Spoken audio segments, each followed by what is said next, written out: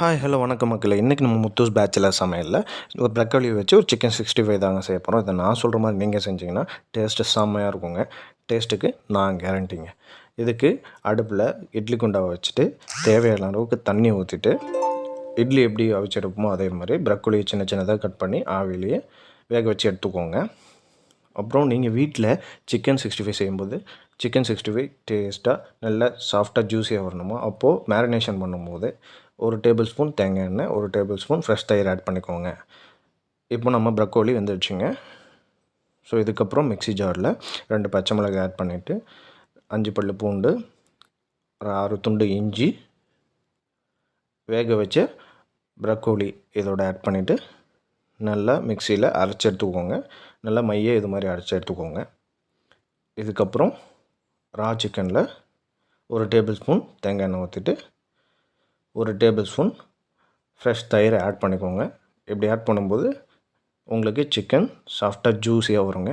இது கூடவே ஒரு டேபிள் ஸ்பூன் மிளகாத்தூள், ஒரு டேபிள் ஸ்பூன் மல்லித்தூள், 2 டேபிள் ஸ்பூன் கார்ன்ஃப்ளவர் ஆட் பண்ணிவிட்டு இது கூடவே அரைச்சி வச்ச ப்ரக்கோலி பேஸ்ட்டையும் ஆட் பண்ணி நல்லா மிக்ஸ் பண்ணி விடுங்க. நல்லா மிக்ஸ் பண்ணி விட்டிங்கன்னா தான் மசாலா நல்லா இறங்கும். ஸோ இப்படி நல்லா மிக்ஸ் பண்ணி விட்டுட்டு ஒரு டேபிள் ஸ்பூன் உப்பு, ஒரு முட்டை உடைச்சி ஊற்றிக்கோங்க. ஊற்றிட்டு நல்லா மிக்ஸ் பண்ணி விடுங்க. இந்த மசாலா நல்லா பைண்ட் ஆகிறதுக்கு ஒரு முட்டை யூஸ் பண்ணிங்கன்னா நல்லா பைண்டிங்க்கு உங்களுக்கு நல்லாயிருக்குங்க. ஸோ இது ஒரு 30 நிமிஷம் மசாலாவில் உருட்டுங்க. ஸோ இதுக்கப்புறம் அடுப்பில் கடாயை வச்சுட்டு தேவையான அளவுக்கு எண்ணெய் ஊற்றிட்டு சிக்கனை தனித்தனியாக பிரித்து போட்டுக்கோங்க. இது ஒரு 30 செகண்ட் நல்லா வேகட்டுங்க. 30 செகண்ட் வெந்ததுக்கப்புறம் சிக்கனை திருப்பி போட்டுக்கோங்க. அப்போ தான் இன்னொரு சைடு வேகும்.